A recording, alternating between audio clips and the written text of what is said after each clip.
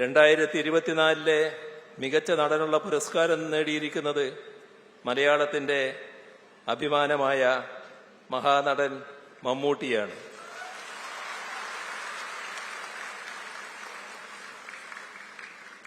ഭ്രമയുഗം എന്ന സിനിമയിലെ അവിസ്മരണീയമായ പ്രകടനമാണ് അദ്ദേഹത്തെ അവാർഡിന് അർഹനാക്കിയത്. ഓസ്കാർ പുരസ്കാരം നൽകുന്ന academy of motion picture arts and സയൻസിന്റെ മ്യൂസിയം പ്രത്യേക പ്രദർശനത്തിനായി തെരഞ്ഞെടുത്ത ഏക ഇന്ത്യൻ സിനിമയാണ് ഭ്രമയുഗം.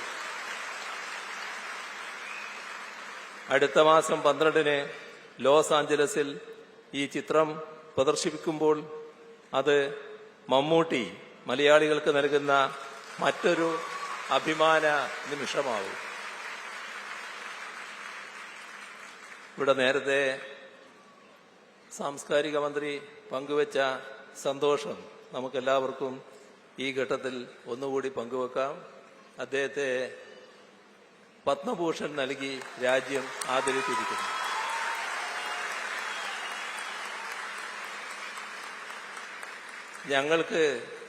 ഞങ്ങൾക്കെന്ന് പറഞ്ഞാൽ കേരളത്തിലെ മന്ത്രിസഭയ്ക്ക് ഇപ്പോഴെങ്കിലും ആ സന്തോഷത്തിൽ പങ്കുചേരാൻ കഴിഞ്ഞതിലും നല്ല സന്തോഷമുണ്ട്.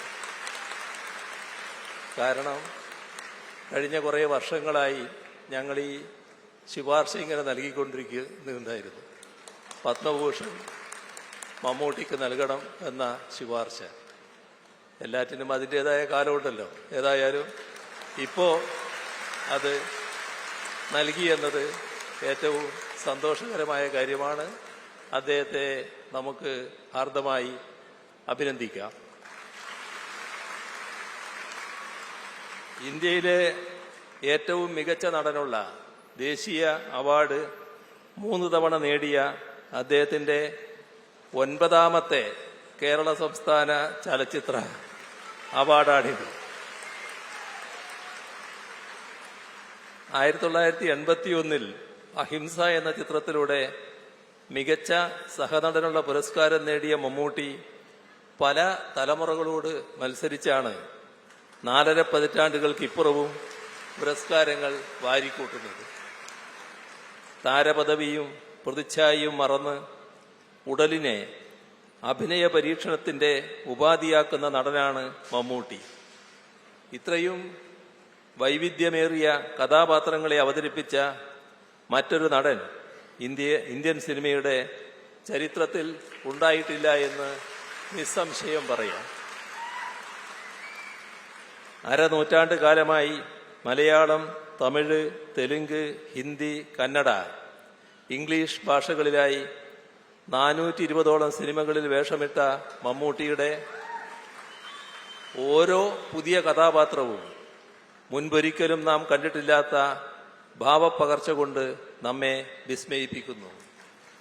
അങ്ങനെ 4.5 ദശകമായി 400 സിനിമകളിലായി നമുക്ക് പരിചയമുള്ള മമ്മൂട്ടി അല്ലാതാവാൻ ഓരോ സിനിമയിലും അദ്ദേഹം പ്രത്യേകം ശ്രദ്ധിക്കുന്നു.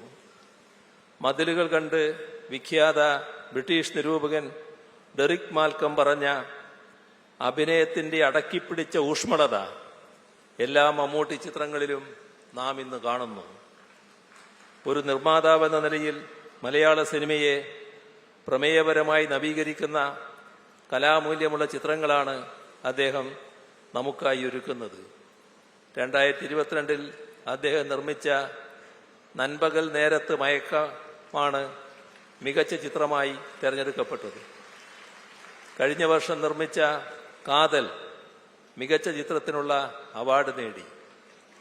ആ ചിത്രത്തിലെ നായകവേഷം മറ്റേതൊരു സൂപ്പർ താരവും ചെയ്യാൻ മടിക്കുന്ന വേഷമായിരുന്നു. അത് നിസ്സങ്കോചം എടുത്തണിഞ്ഞ് ചിത്രത്തിന്റെ ജെൻഡർ രാഷ്ട്രീയ ഉള്ളടക്കത്തെ കൂടുതൽ പ്രേക്ഷകരിലെത്തിക്കാൻ അദ്ദേഹത്തിന് കഴിഞ്ഞു. പുഴു, ഭ്രമയുഗം, കളങ്കാവൽ തുടങ്ങിയ ചിത്രങ്ങളിലെല്ലാം പ്രതിനായക വേഷമാണ് അദ്ദേഹത്തിന്. അങ്ങനെ മാറുന്ന കാലത്തിനും മൂല്യത്തിനുമനുസരിച്ച് സ്വയം പുതുക്കുന്ന നടന ശരീരമാണ് മമ്മൂട്ടിയുടേത്. ഇത്തരം ധീരമായ പരീക്ഷണങ്ങളെ ഇരുകൈയും നീട്ടി സ്വീകരിക്കുന്ന വിധം മുഖ്യധാരാ പ്രേക്ഷകരുടെ സംവേദനക്ഷമതയെ നവീകരിക്കുന്ന ദൗത്യം കൂടി അദ്ദേഹം നിർവഹിക്കുന്നു. സിനിമയ്ക്കും അഭിനയകലക്കും സ്വന്തം ജീവിതം പൂർണ്ണമായി സമർപ്പിച്ച് മലയാള സിനിമയ്ക്ക് തന്നെ മാതൃകയായ ശ്രീ മമ്മൂട്ടിയെ ഈ പുരസ്കാര ലബ്ധിയുടെ പേരിൽ പ്രത്യേകം അഭിനന്ദിക്കട്ടെ.